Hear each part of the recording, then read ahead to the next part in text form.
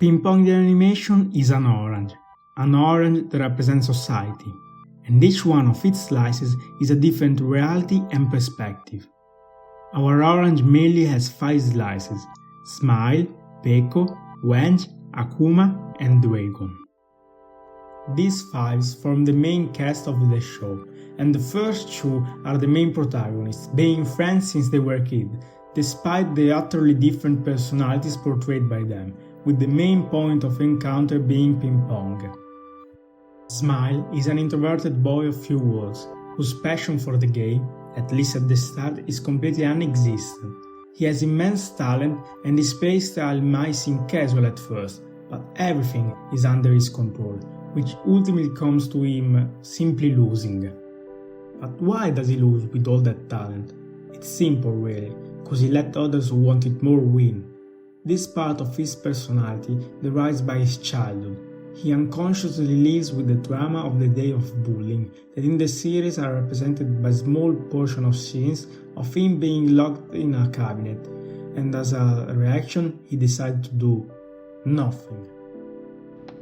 僕はここで平気なんだ。僕はここにいたいんだ。 He decided to retrieve all of his emotion and to not breathe with the purpose of not being found by the wrong person. We will come back to Smile passive playstyle later, because we first need to introduce the other's character to continue with this story.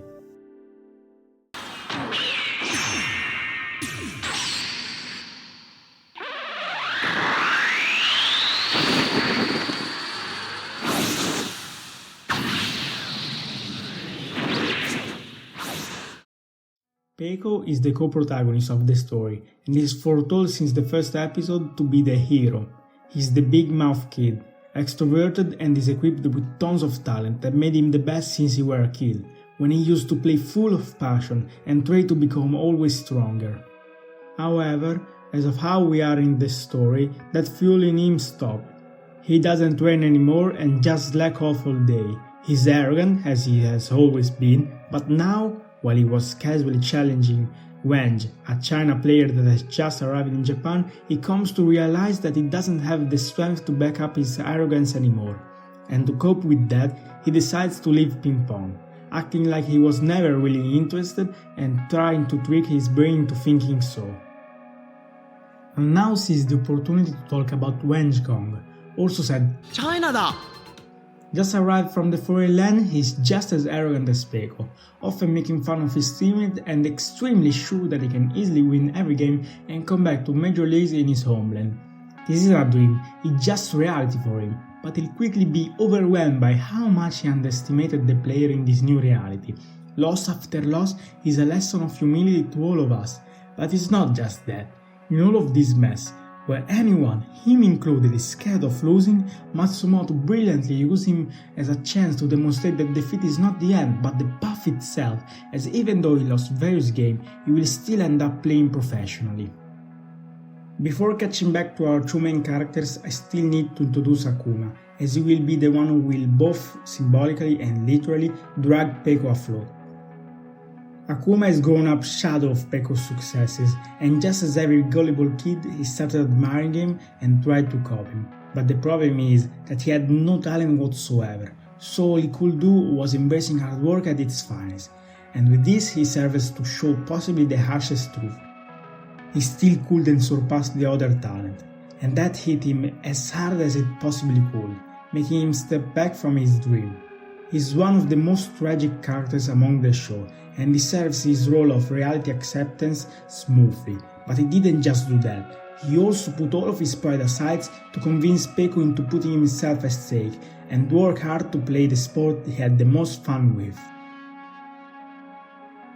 So this is it. Peko is now back and is training with this old lady, parallel to Smile, who's forced to train with Butterfly Joe.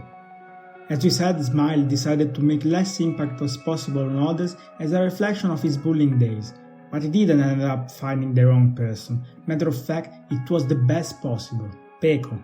In function of the story, we will define Smile as a princess who needs to be saved and Peko as the hero ready to save her. But save Smile from what exactly?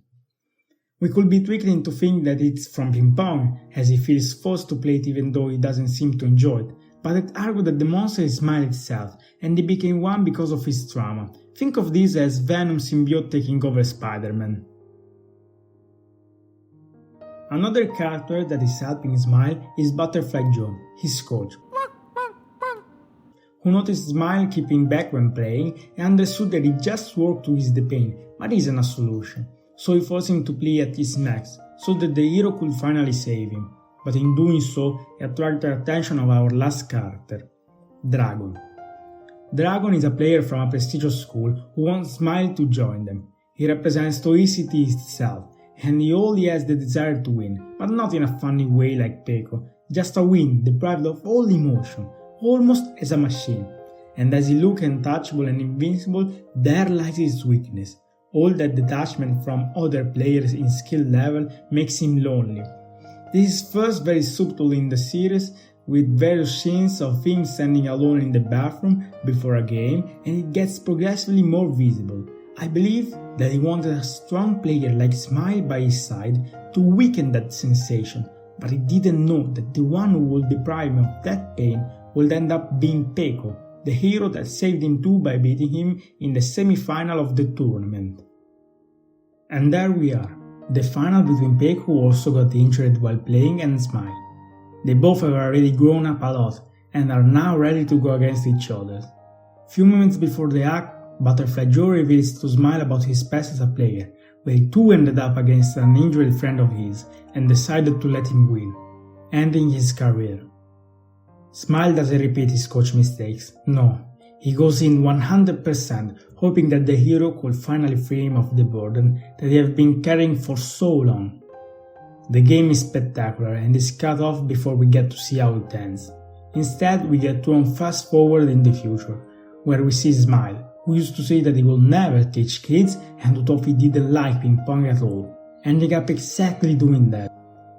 This serves as a reinforcement of what I was saying during the video. The monster wasn't Ping Pong, but the weight of not being able to show his emotion, and our hero has finally saved him from that by beating him in the final, as we saw in a picture during the final sequences. So, let's summarize what this masterpiece showed us. We got table tennis, which represents lives and society, and then we got our main cast and their perspective. Dragon is someone that has talent and also worked very hard, but lacks of the burning passion that would have made him a top player. Akuma is someone who lacks the talent, but tries to mix up with hard work and passion, but is still tragically defeated. Wenji is someone who started a path with the wrong foot, but decided not to quit and keep moving forward, fixing his own mistake, and ended up pro. Then Smile, who got all the talent and that wears heavy on him, tearing him down every day, but he is lucky cause he got Peko, a talent, passionate and eventually even hard-working brat that is ready to save him in the right moment. All of this is perfectly captured in a fast-paced animation work by Masaki Yuasa. It needs to be fast, cause it represents that stage of life when you feel like time is going too fast and you feel pressured on your decision just like our main cast. And to the final of this, I'd like to use the words of David Bowie in Rock and Roll Suicide. You're too old to lose it, too young to choose it. If you have arrived here, then consider subscribing, leaving a like and comment your thoughts, since I'd really appreciate it. Thanks for watching.